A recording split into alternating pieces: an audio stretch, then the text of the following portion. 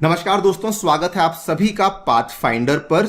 UK की government के द्वारा भारत की सरकार से अब एक नई मांग रखी गई है। दे हैव डिमांडेड कि उनकी जो सर्विसेज की कंपनीज हैं और उनकी सर्विसेज कंपनीज में काम करने वाले जो ब्रिटेन के प्रोफेशनल्स हैं उनको भारत में नेशनल ट्रीटमेंट का दर्जा दिया जाए। आप लोग यहां पे देख पाएंगे, फाइनेंशियल एक्सप्रेस की ये खबर है, UK seeks national treatment in services under FTA with India. ये काफी सरप्राइजिंग है बिकॉज जो करंट यूके गवर्नमेंट है जिसके पीएम ऋषि सुनक हैं, उनकी जो पॉलिसी है वो हमेशा से ही एंटी इमिग्रेंट पॉलिसी रही है। ये इन जनरल इमिग्रेंट्स के खिलाफ है and in particular Indian immigrants के तो बहुत ज्यादा सख्त खिलाफ है।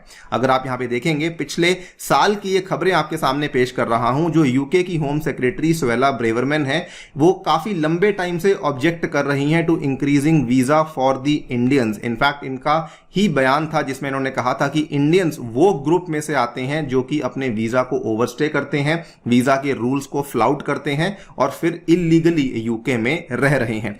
इन्हीं के द्वारा दिया गया ये बयान था। इन्होंने कहा था, I have concerns about having an open borders migration policy with India because I don't think that's what people voted for with Brexit। और इसीलिए इनका ये मूव फिलहाल काफी सरप्राइजिंग बन जाता है जब यूके ने भारत से डिमांड करी है for national treatment for its services, businesses and greater freedom to its professionals in order to operate in India.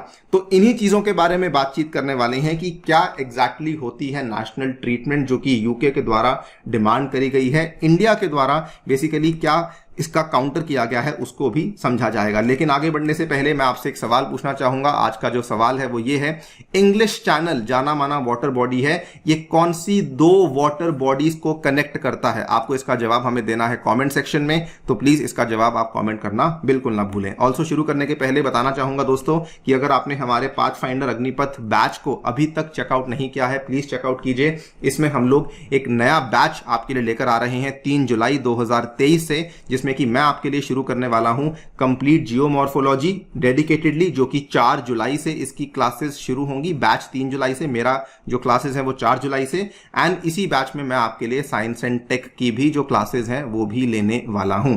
तो अगर आपने एनरोल नहीं किया है प्लीज जाइए एनरोल कीजिए, बिकॉज इसमें जो हम आपको चीजें ऑफर कर रहे हैं, we are offering you 900+ hours जिसमें कि प्रीलिम्स और मेंस दोनों की तैयारी करवाई जाएगी एंड मेंस और प्रीलिम्स की टेस्ट सीरीज भी अवेलेबल करवाई जा रही है। साथ ही में मेंस मेंटरशिप गाइडेंस प्रोग्राम भी अवेलेबल करवाया जाएगा, इसमें आपको ब्यूरोक्रेट्स के द्वारा। इन सभी चीजों की जो कॉस्ट है वो ओपन मार्केट में लगभग 1.25 लाख है। हम लोग आपको इन सभी चीजों को मात्र 8,000 रुपए में अवेलेबल करवा रहे हैं। तो एनरोल करिए इसमें, इसका लिंक नीचे डिस्क्रिप्शन में है और एनरोल करते समय आप लोग मेरा कूपन कोड अनि यूपीएससी इस्तेमाल कर सकते हैं। ऑल राइट, तो सबसे पहले यूके के द्वारा बेसिकली नेशनल ट्रीटमेंट की मांग करी गई है for the UK services and the UK nationals. उन्होंने कहा है कि जो उनकी सर्विस वाली कंपनीज हैं, जिसमें कि उनकी financial companies, business companies, professional companies, transport services वाली कंपनीज हैं, इनको नेशनल ट्रीटमेंट दी जाए और जो भी प्रोफेशनल्स इस सर्विस बेस्ड कंपनीज में काम करते हैं इनको भी नेशनल ट्रीटमेंट का दर्जा दिया जाना चाहिए। नेशनल ट्रीटमेंट होती क्या है? नेशनल ट्रीटमेंट बड़े ही आसान शब्दों में कहें, इसका मतलब होता है कि आप फॉरेनर्स और लोकल्स को इक्वली ट्रीट कर रहे हैं with regard to the rules and the regulations. It also means equal access to opportunities for overseas operators and not doing anything that puts them at a disadvantage. मतलब कि जो rules आपने Indians के लिए बनाए हैं वही रूल्स यूके के सिटीजन्स के लिए बनाए जाएंगे जो कि इन सर्विसेज बिजनेसेस में काम करेंगे, जो कि इंडिया में एंट्री लेना चाहते हैं। वेरी वेरी इंटरेस्टिंगली यूके के द्वारा एक लिबरलाइज्ड वीजा रेजीम की भी मांग करी गई है। They have also demanded a liberalised visa regime for the business travellers to give them greater opportunities in order to operate in India. UK का ये मानना है कि इंडिया के जो कानून है वो फॉरेन कंपनीज के खिलाफ बायस्ड हैं। उनका ये कहना है कि there is a significant disparity between the effective corporate tax rate for foreign firms, क्योंकि जो फॉरेन फर्म्स हैं उनके ऊपर जो यहाँ पे कर लगाया जाता है वो 43% से भी ज्यादा है और डोमेस्टिक कंपनीज के ऊपर जो कर है वो केवल 25% के आसपास है।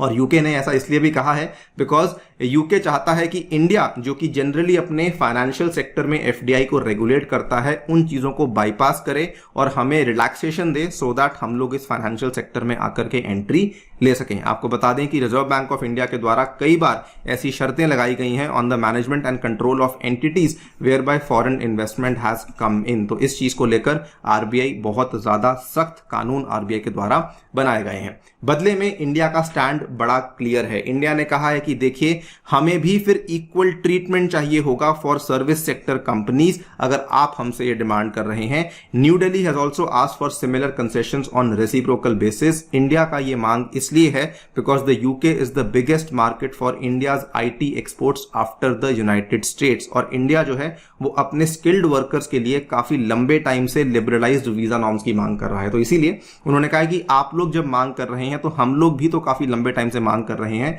अगर वो पूरी नहीं होगी तब हम लोग भी आपको ये वाली नॉर्म्स नहीं दे पाएंगे। इनफैक्ट इंडिया का ये स्टैंड आज से ही नहीं है, बहुत लंबे टाइम से है, बिकॉज यूरोप में यूके सबसे बड़ी मार्केट है। नंबर 1 पे यूएसए आता है, लेकिन यूरोप में बात करें तो सबसे बड़ी जो हमारी मार्केट है आईटी सर्विसेज की वो यूके है। तो उससे हमारे सर्विस एक्सपोर्ट्स जो है वो काफी ज्यादा बढ़ सकते हैं। लेकिन प्रॉब्लम वही है कि यूके की जो सरकार है वो इमिग्रेशन लॉज को बदलने के फेवर में नहीं है, जनरली भी और स्पेसिफिकली इंडियंस के लिए तो वो बिल्कुल भी इसको बदलने के फेवर में नहीं है। और इंडिया के द्वारा बल्कि साथ में ये भी कहा गया है कि देखिए, हमने यूएई के साथ इतना बड़ा एग्रीमेंट किया, हमने ऑस्ट्रेलिया के साथ इतना बड़ा एग्रीमेंट किया, लेकिन वहां पर हमें ये वाली तकलीफें देखने को नहीं मिली हैं जो कि हमें यूके के साथ देखने को मिली हैं। तो ये है लेटेस्ट डेवलपमेंट जो कि इंडिया यूके के बीच में हुई है। बाय द वे, इसी बातचीत में इंडिया ने एक और मुद्दा भी उठाया है और वो मुद्दा है बासमती राइस का, जिसमें India has demanded to reduce the import duty on basmati rice, जिसमें कि उनका कहना है कि यूके सरकार के द्वारा